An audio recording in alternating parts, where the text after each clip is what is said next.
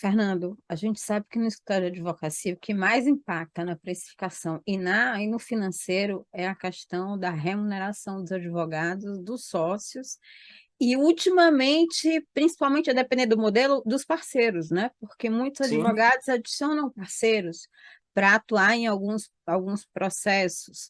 Então, assim, como estabelecer, digamos assim, o valor dessa remuneração entre sócios, advogados associados e parceiros? O que é que você aconselha? é um tema bem delicado, né? E eu vejo que escritórios diferentes têm soluções diferentes. Eu costumo dizer que eu tenho as minhas preferidas, né? Como consultor, eu tenho as minhas preferidas, mas, mais uma vez, eu não vou impor nada. O que eu acho que funciona legal é você ter uma remuneração fixa, que ela esteja dentro do valor de mercado. E quando eu falo remuneração fixa, você tem que ver não o tempo de OAB que o advogado tenha, né? Mas sim a capacidade dele de desempenhar algumas tarefas.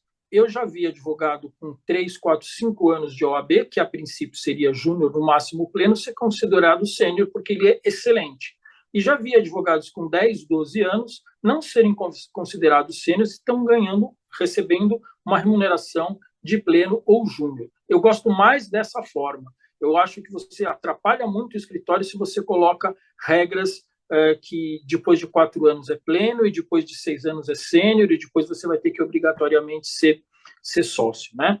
Além da remuneração fixa, eu gosto do modelo em que você faça uma distribuição de lucros para os advogados, todos os advogados. Então, se estabelecem algumas regras, algumas metas, né? E a gente falou em meta, e meta é super importante. Se o escritório chegar em determinado faturamento ou determinado resultado, vai caber a cada advogado um valor a mais baseado no lucro do escritório. Eu acho essa forma boa, tá? Mas não é a única. Tem escritórios que mensalmente fazem uma apuração do resultado e distribuem para todos os sócios e guardam uma parte do dinheiro para futuros percalços, né? Tem escritórios que não gostam dessa forma de remuneração. Eles gostam de pagar um salário fixo maior e não fazer a distribuição. Eu prefiro que tenha uma distribuição para que você deixe o advogado participar mais do escritório e se sinta pertencente, né, na distribuição de lucros. Então, tem várias formas. Não vou falar que essa está errada, isso aqui você não deve fazer. Mas eu tenho as minhas prediletas aí, eu já dei umas dicas que eu acho que é por onde funciona melhor. Na sua experiência, você acha que existe a prática de estabelecer o que a gente chama de prolabore no mercado para os sócios e para os associados? Ou não? É só a retirada fixa mensal e olhe lá. Eu acho que tem que ter um prolabore. Tem alguns escritórios que pagam o prolabore e depois faz uma distribuição. Tem escritórios que estabelecem metas. Se a sua equipe chegar a tanto de faturamento, você vai receber mais 5, 10, 1, 8, 9%, depende do modelo do escritório. Tem outros escritórios que pagam o prolabore, tem uma remuneração ali de 3 em 3 meses para os advogados que destacaram e ainda pagam um FII para quem traz clientes para o escritório. O importante aí, Daniela, é que tudo esteja amarrado, né? A forma que o escritório estiver fazendo o pagamento, ele tem que ter coerência com os custos, com as despesas e quanto os donos do escritório querem ganhar de lucro para eles. Isso que é importante. Perfeito. Você sabe que essa questão de FII nunca teve tão em alta. O É, FII para quem trouxer cliente nunca teve tão em alta. Até muitos advogados, muitos escritórios estão tentando trazer advogados com carteira. sim, Exatamente, né? Pensando já, e os advogados já estão negociando esse FII, os advogados que têm carteira já estão negociando esse FII de forma é, antecipada. é verdade, e tem escritórios que fazem de tudo, né, para trazer determinados advogados, ou que começam a pagar um FII muito grande para os advogados para trazerem clientes. Isso é bom, mas tem que tomar muito cuidado.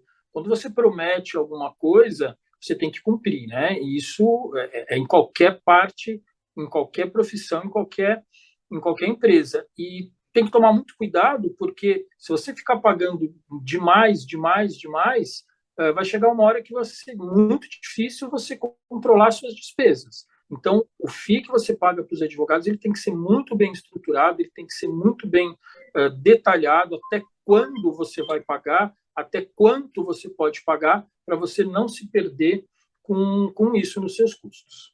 A gente sabe que não existe ainda a cultura, ou você pode responder melhor do que eu, mas pela minha experiência, não existe essa questão cultural do escritório de ter dividendos, de apostar no dividendos.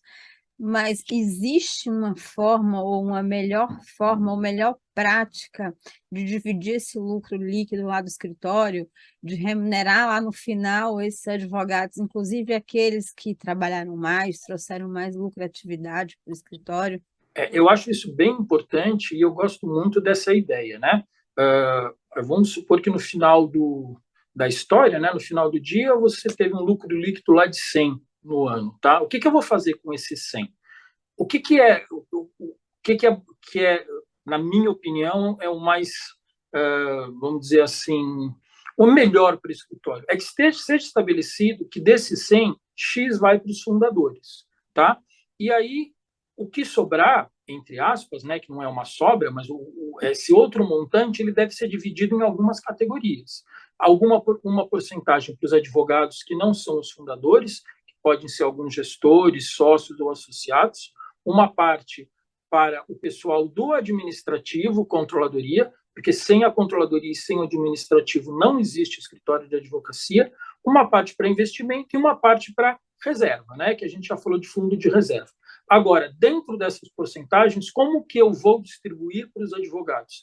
Aí existe vários, você pode fazer um plano de bonificação, onde os advogados, se atingirem a sua meta, vai ter direito a mais X% do seu salário, mais X% daqui ou dali. Tem escritórios que estabelecem rankings dentro do escritório, aqueles que trouxeram mais clientes, aqueles que trouxeram maior faturamento vão ganhar um outro valor, mas isso sempre dentro desse valor pré-estabelecido, desses 100 de lucro que eu falei. Existem N formas de você bonificar tanto os advogados quanto o pessoal de financeiro, administrativo e controladoria. Isso é que tem que ficar claro para todo mundo dentro do escritório, que dos 100 que você lucrou, X vai para determinada área, Y para outra área e assim por diante. Quando a regra é bem clara, não tem discussão entre os jogadores de futebol e entre os advogados. Transparência, né? Transparência. Eu sei que tem gente que não vai gostar, né? Mas sempre tem em todos os lugares. Mas se você for transparente e falar que o dinheiro vai ser distribuído dessa forma, a chance de você ter algum problema é muito pequena.